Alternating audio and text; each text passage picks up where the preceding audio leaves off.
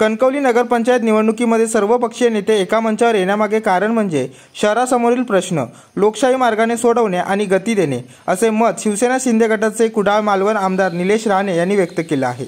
तुम्ही विचार करा, कुठलाही माणूस एका पदावर असताना कधी पद सोडत नाही। आपल्याकडे तो उदाहरण अनेक आहे। ही शहर विकास आघाडी जेव्हा होते, माणसांनी पद सोडून या शहर विकास आघाडीमध्ये उमेदवारी भरलेली आहे। या शहर विकास आघाडीमध्ये काम करण्यासाठी सगळे एकत्र आलेले आहेत। का आली ही परिस्थिती हा नंतरचा विषय, पण या शहरामध्ये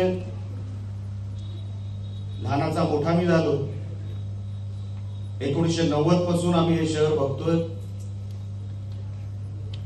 राजकारणातलं नाक म्हणजे हे कणकवली, असं अनेक वर्षांपासून समज आहे। आज त्या कणकवलीला गरज कुठली आहे? शांत राहण्याची। लोकशाही मार्गाने कुठलंही काम हे झालं पाहिजे।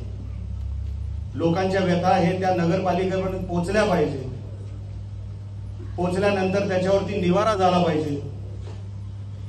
आणि नगर विकास खातं ज्यांच्याकडे आहे, नगर विकास खात्यामधून जेवढी मदत करता येईल, जे जे करता येईल संदेशजी, ते सगळं तुम्ही निवडून आल्यानंतर देण्यासाठी आम्ही सगळे कटिबद्ध आहोत। कुठेही कमी पडणार नाही। एकदा कुडाळ मालवणला कदाचित कमी पडेल, पण कणकवलीमध्ये कमी पडणार देणार नाही। कारण का माणूस जिद्दी असावा लागतो। माझाही 10 वर्ष पराभव झाला। 10 वर्ष राजकारणातून फेकलोही गेलो असतो, पण जिद्द सोडली नाही की नाही, या मातीमध्ये माझं काहीतरी देणं लागतं।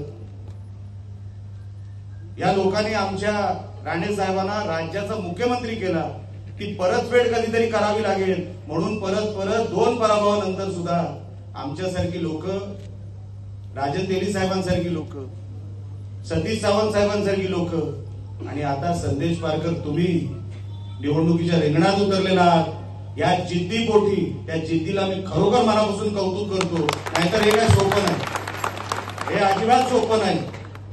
आज कणकवलीला विकासाची गरज असून नगरविकास खात्याकडून मोठा निधी कणकवली शहरासाठी देणार। कणकवली नगर परिषदेवर झेंडा शहर विकास आघाडी फडकवणार आणि 3 तारीखला गुलाल आणि फटाके आपलेच फुटणार। पंकज मडे, जनशक्ती, कणकवली।